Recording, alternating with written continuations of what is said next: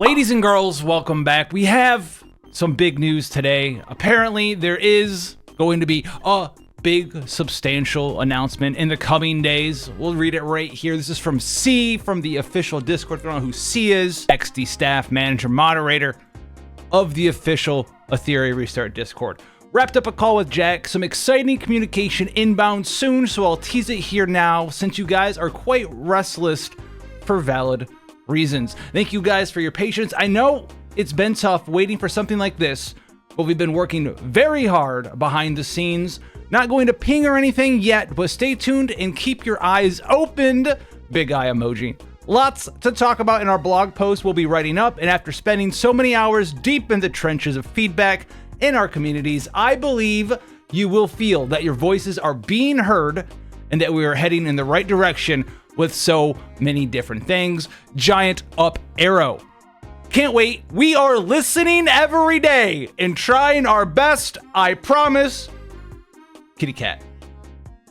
Sorry for the lack of communications we've had in the meantime. We just had to really sit down and cook to organize all of our current priorities and plans for each future patch before being able to make any big announcements, especially as things have been a bit rocky and we really want our game to improve and keep learning. Besides what is already finished or almost finished, there are many other things in motion that we know are important to you guys that we will bring attention to as well. We've also got something pretty special on the way.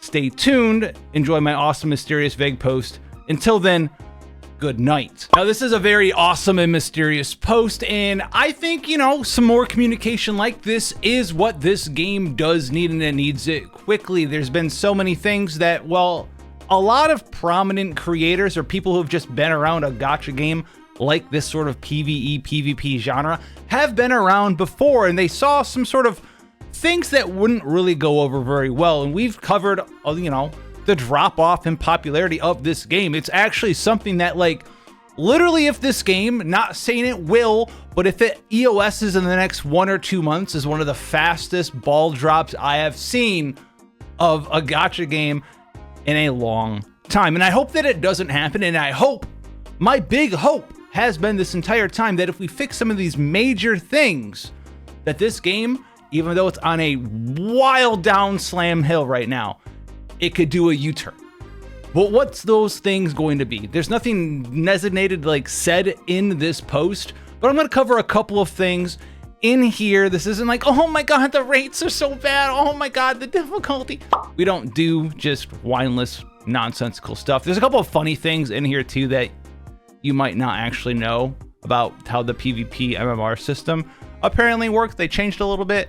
We did some stuff for science, and I can kind of finally report on that now, and not a major thing, but it should probably get changed. So, a couple of things off of the bat. Things that I don't really care about getting changed. Character acquisition. This is fine. I think this game has one of the best character acquisition rates in dupe systems in a PvE, PvP gacha game. You can talk about how dupes matter for having extra bonus stats. And honestly, at the end of the day, if they did do a change for PvP and RTA and making dupes not matter at all, if they could make only one thing not matter, it's this one.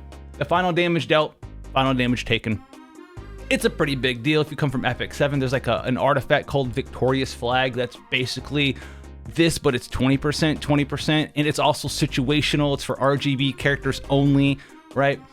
This is basically half of an artifact, and if you don't know Epic 7, that's basically like the shell, right? It's like the shell of Epic 7, basically. It's a good thing, and this dupe system is basically just a free artifact for having dupe characters. Outside of that, the character acquisition, I think the rates are fine. I think the pity system's fine. I think everything is great about that. However, when we're talking about characters, there's going to be a big thing here. We do need to have some sort of way to gain access to, you're going to hear it, right?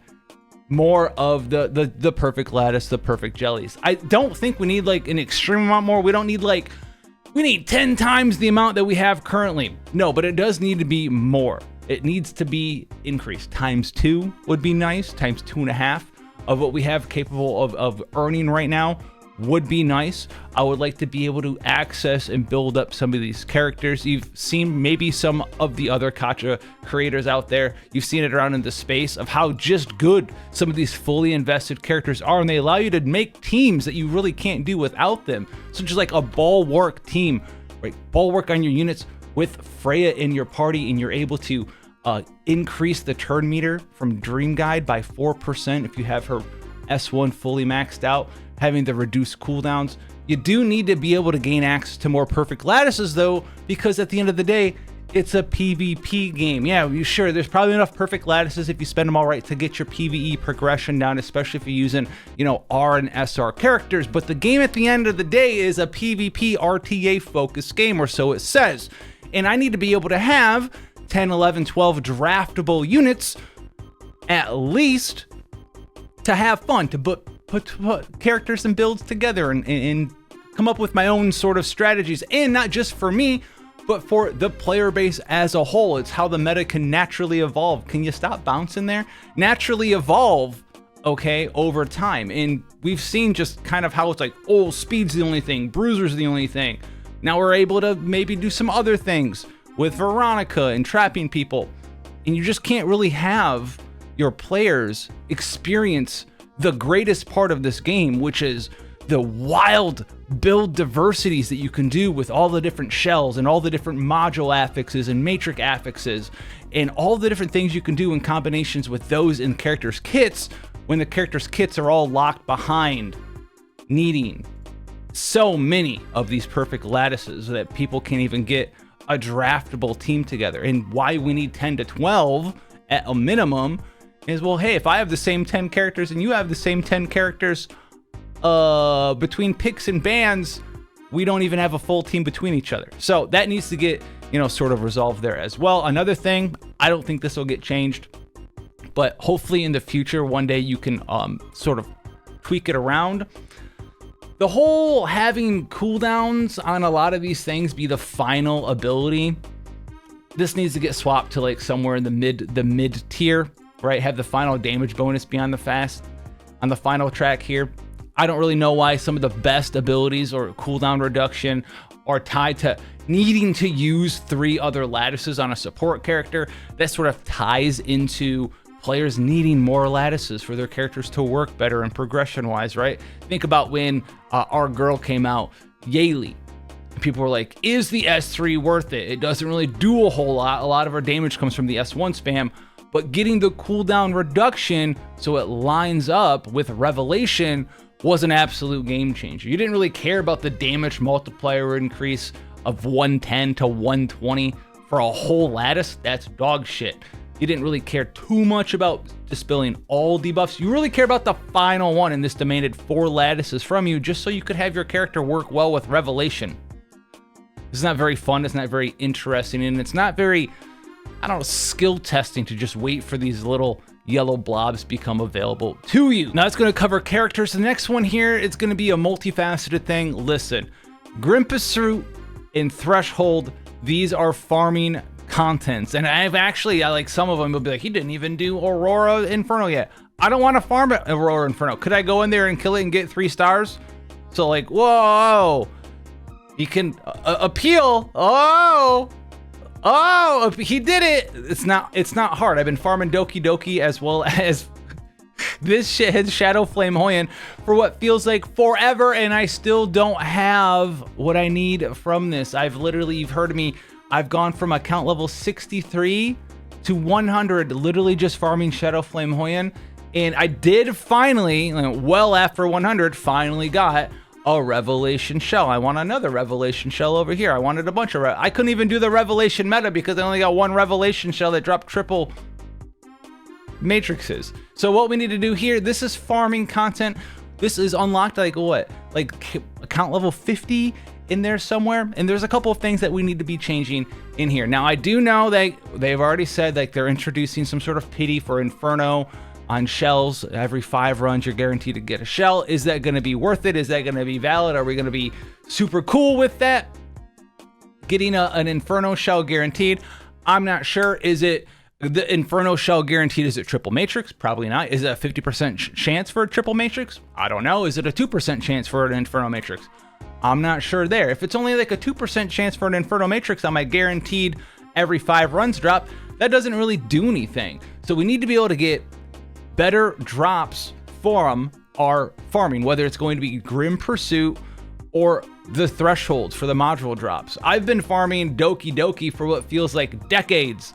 Decades and decades and decades and decades and decades. Hundreds of thousands of energy. Oh, no, it's probably like 30, 40, 50,000 energy in the past. I don't know.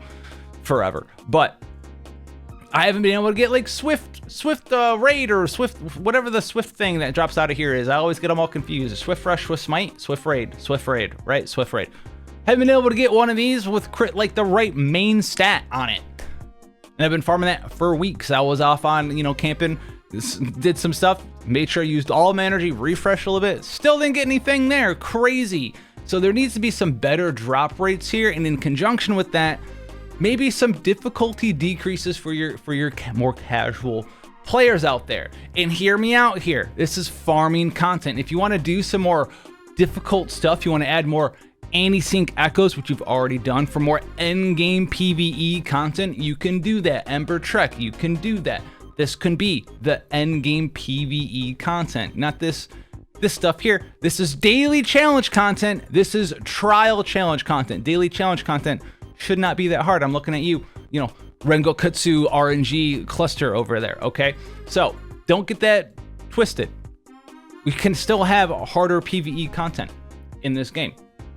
It just should not be the farming content. And here's another thing. I'll throw it out in the air for you. What you could do, honestly, best of both worlds for everyone involved, right?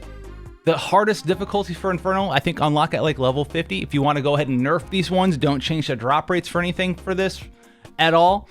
Whatever, you figure it out, nerf it, make it easier. And then at level 100, have the versions that we have right now. Maybe, and then make the drop rates much more rewarding there. That way, players don't feel like, they absolutely need to get every single thing before player 100 rank, right? Allow that stuff to be rewarded at an easier rate at the harder version of the content, the ones that we have right now, that unlocks that player level 100, 90, 80, whatever it is out there. And it also kind of like fixes the whole be able to farm Inferno as efficiently as possible with Shadow Sani, with Lily, with whatever SSRs out there, right away, straight away at level 50. So there's some work to be done here with drop rates and RNG and all of that stuff in the drop system for the daily challenge content. The other thing we need to touch on is going to be, obviously, speaking of RNG, shell stuff. So shell stuff here, the rates on this, I don't know. There should be some sort of pity in some way. Something needs to be done for the shell content here. And this is coming from, I did say I farmed a lot of stuff. I don't have a lot of different shells, but I do have some pretty decent shell abilities here. And honestly, I think there still needs to be a pity, because I don't know exactly what kind of pity you want to do here. Whether it's like it can't roll, I almost said low roller, roll lower than the one you have on it. I don't know if maybe after 10 different rerolls that you do, I don't want to go into Empowered Ruin this shell. After 10 different rerolls that you do, it'll allow you to pick from the category and then just roll that category. Something needs to be done though. There can be something here. I can't solve it all off the top of my head here, just spitballing, but something needs to be done about this system as well. And also in tangent with this here, something needs to be done about reconfiguration chips, right? I haven't farmed shells in a hot minute here, but training data, reconfiguration chips, I know we touched on, we added the Dream Buff. Cool, it averages out to like an extra 2.5K or something per run. Great, fantastic. And actually the funniest thing here about the changes being added to getting a guaranteed 5-star, right, mythic shell every 5 is that like it makes the change that they added with the Slumba Dream Ba even less efficient mathematic wise than before, because you're guaranteed to get a mythic every 5, which sells less than a Dream Ba does if it's just a mythic, because Dream sells for 8K and these sell for 5K. So I think that's kind of funny as well. No one's doing the math out there. Now, union stuff, I don't have a lot to say about the union. I do have two things though. Two things. The first one here, actually, I think does need to get changed. And this is going to be how the union layout is for different players in your game. A lot of players are coming from something like Epic 7 or whatever, where you as a leader have basically the full control of where players go. In this game, the players they have all of the freedom and all of the responsibility of putting themselves into different spots. And I don't think that this works out exceptionally well in this game. It's too much responsibility, personal responsibility, for every single person to not just put themselves in a spot, but to put themselves in an appropriate spot. And this is something that, you know, if you're shooting for number one, right, in the game for, you know, union battle, it doesn't really matter that much because you guys probably have a Discord set up and all this, but that's all outside of the game.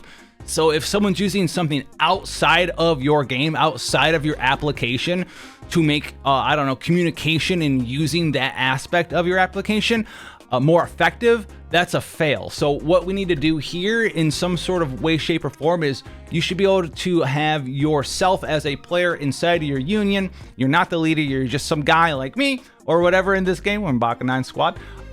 Just set up your teams, and then instead of making sure that you know where you need to go, the leader, it falls on your leader to place everybody every single time we're in the layout period. It prevents a lot of stuff. It prevents a lot of confusion in people who aren't in like the most sweatiest top end guilds where you guys have fucking spreadsheets for your attacks and losses and stuff, right? It helps out basically everyone that's not a sweat in this game. And it's not like catering to the casual, but it just makes more sense. It prevents, you know, more people from missing themselves in their opportunity to slot themselves into union battle. It prevents people from not going into the right spots. Like leaders and co-leaders can't even move people around. They can kick you out, but they can't even move people around. So at the minimum, I would like to see the ability for like the leader, president, co-leader, co-president to move people around there. Another thing, and I think this will probably get fixed, I noticed it last union battle, a lot of people probably did as well, and I think it's a side effect of them adding the PvP RTA, and you're gonna laugh when I click on this button, but it's part of the science. The PvP arena loadout, good old Iron, where for whatever reason, you can swap your gear when you're attacking, like you attack somebody in union battle and all your characters pop up. You can see who you can use and who you can't use. You can swap your gear, but it doesn't take effect anymore because, well, it uses your PvP arena loadout if you have it activated for union battle. But when you are swapping gear using the quick select command inside union battle, when you're picking your teams and putting your teams together as an attacking player, it uses your non-arena loadout. So you'd be able to like swap a bunch of gear to your character, go in and fight, and your character would be naked, and you like it wouldn't know unless you like hovered over your character and long clicked on them and said, hey, all right, what are my stats on the character I just fucking equipped? Oh, I'm naked. So that's probably something that's probably like a bug that needs to get set up. The other thing here, this is gonna be funny, maybe its own video. So I was like master or whatever, season 0. I forget what I ended. And then I just stopped playing because I didn't really care that much. I got everything I wanted out of the shop. And then I noticed I was decaying. So I wanted to see how far down I decay. And this is probably something that needs to get changed. Because the game will allow you to decay all the way down to like the bottom fucking rank. Which I don't care personally about that. Because like it doesn't do anything for me or against me. Oh no, I gotta climb more. Oh, I don't care about that. But what it does prevent, and one of the reasons I don't think you should be able to decay this low is like, how fucking fast do you think this guy quit his game when I fought him today, dude? And it will help a little bit. I did seem to have like some sort of hidden MMR system that bumps you up even faster now instead of it just being 20 points every single time you win or lose. I got 78, but I absolutely just shit stomped this kid. And he had I just drafted like whatever, and you know, he was like a new player. This shouldn't be in your game. I don't care, right? This shouldn't be in your game. The science was done. You can decay all the way down to iron.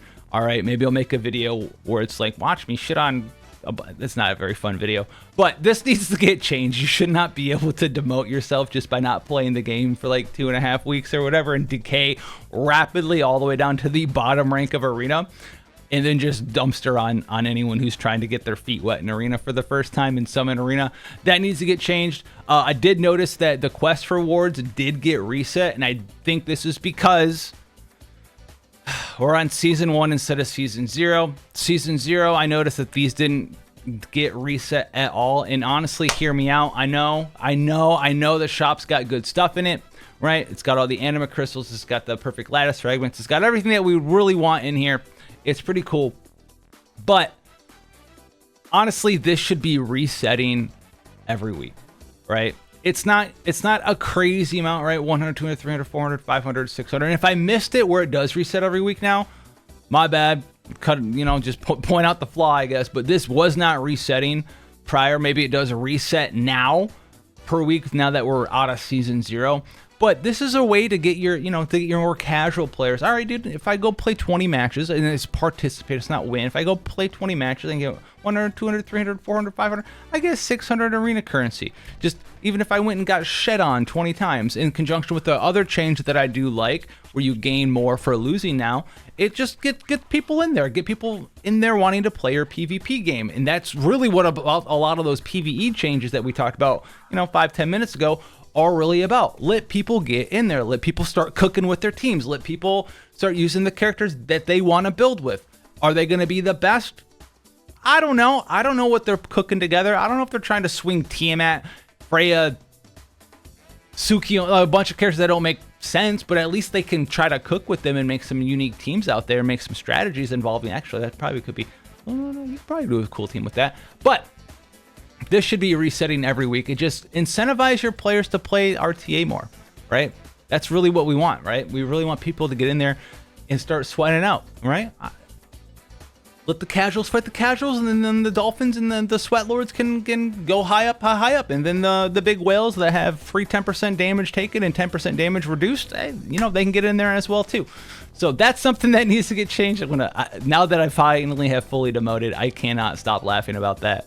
That shit's funny. The other one's going to be about like the RNG events, right? Not really specifically the ones that are going on right now at the time of recording, like Chaku Ring and whatever this is, Space Age Cage Rumble that I haven't done yet today. But it's really off-putting as a player, where it's like a lot of these events have been designed where they have a shop and you look at it and it's like, okay, you can pick and choose kind of what you want. Like this one's kind of okay, but you can kind of pick and choose what you want. If you get enough currency, there's just a little bit too much RNG in what you can get as rewards. We saw that a lot in Dreamweave, right? They're probably going to fix this one, touch this one up as well, where it's just like it's too much RNG. I tried the same strategy that I usually do, and I'm like, oh, butthurt. Oh. But this is a good point. The same strategy I usually do, usually I can get between I think 15 to 18 orbs, okay? And it's a very simple strategy. You just roll the dice until you land on a green spot, and then as long as you have one green die, you don't use it unless you use it to go on another green die, and you just kind of circle the board a ton there. If I wind up in the middle spot, I'll use a green die to get the orb. Cool, I'll get 15 to 18 orbs that way. This time, I think I rolled the number 1 on this fucking purple dice over half the time, and I got 8 orbs. I did it every single day, same strategy, and I got 8 orbs because I literally just rolled the number 1 half the time. It was crazy. I rolled number 1 literally 5 times in a row. I wish I was recording, but I was playing at my phone in the middle of nowhere. So the RNG rewards in this stuff, there's got to be a little bit more of a median going on there when it comes to cleaning out shops and getting rewards for players, because that shit just feels. That's just so off-putting. And I know it's a minor gripe, but that stuff is just kind of off-putting as a player. But those are the big ones that I want to see addressed in this big giant news update. I didn't want to go in too in depth. I thought the arena thing was funny. I was gonna make that its own video, but I can just put it in this one. Let me know if I missed anything that you really think is a dire change that needs to be added to Etheria Restart to try to rubber band it. Dude, we're not trying to speed up. We need to rubber band if this game's going to get picked up in popularity. ever again. So until then, God bless, and I'll catch you guys in the next one.